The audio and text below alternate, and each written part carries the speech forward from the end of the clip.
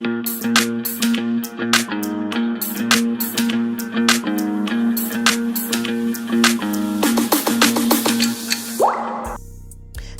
w'omugenzi Sheikh Muzata Kulthum aziza omuliro eri abo bonna abatandise okugerera bbawe omupya gwe yakafuna Akram. Abamu bagamba nti musamize, abamu bagamba nti mufere, abamu bagamba nti talina sente. Naye Kulthum abalabudde. The Buzz UG tukugamba subscribinga onyigene kukadeka notification osobola kwanga ofuna updates zonna mu entertainment, current events ne sports. Mwenna amaze kusubscribinga mwebale nnyo, namwe abakyekumidde ku The Buzz UG mwebale nnyo kubanga mukyali kumukutu The Buzz UG. Naffe tuli okulaba nti batuusaako ensonga ez'enjawulo.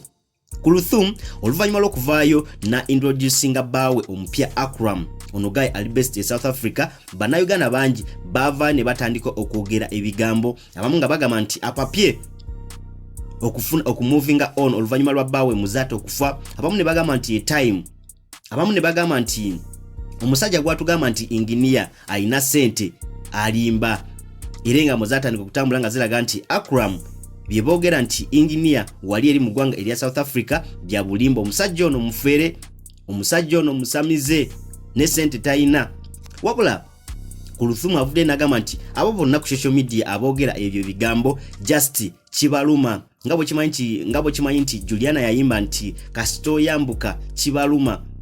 Era Kulthum agamba nti abo bonna just balina obujja kibaluma, naye agamba nti ne bwe boogera ebigambo bingi ye yasalawo agende ne Akram, tebakyasobola kumulemesa musajja we gwayagala.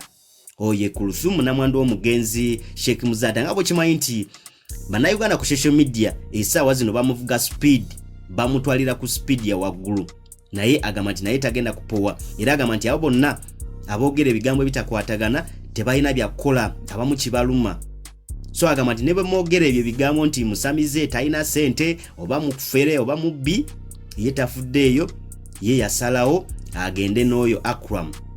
Wabula away from that, Kulthum yayogedde ku nsonga y'omusajja ayitibwa Ntale. Omusajja ayitibwa Ntale yavayo emabegako n'agamba nti Kulthum yalya sente ze nnyingi, naye oluvannyuma n'amumenya omutima n'amubuukako n'ayagala omusajja omulala. Oluvannyuma lwa Kulthum okuvaayo n'alaga bbaawe omupya Akram, waliwo omusajja omulala eyavaayo n'agamba nti abadde ne hope nti ajja kuwasa Kulthum.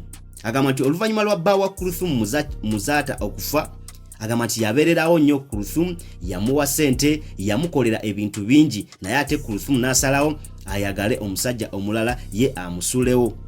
Kulthum yayogedde ku nsonga ye n'agamba nti omusajja oyo kituufu yali agezaako kulaba nti ankwana, naye tiyasobola kusucceedinga, naye byayogera nti yanteekamu sente ze nnyingi, ebyo bya bulimba. Nga bwe kimanyi nti olutalo olubadde lukyatambula wakati wa Ntale n'oyo Akram, era Akram yavaayo n'agamba nti Ntale bw'aba alina sente ze yateeka mu Kulthum awandiike accountability, awandiike toto ajje azimuwe, azimudize ezo sente z'agamba nti yazimuteekamu. Oye Kulthum namwando w'omugenzi Sheikh Muzata. The Buzz UG tukyali okutuusako updates zonna mu entertainment, current events ne sports. Mwenna abakyali kumukutu mwebale nnyo, nammwe abatana bakusubscribinga ngenda bagamba nti musubscribinge mwenyigene kukadeka notification tusobole okumanya nti ffenna tutambulira ku pace yemu.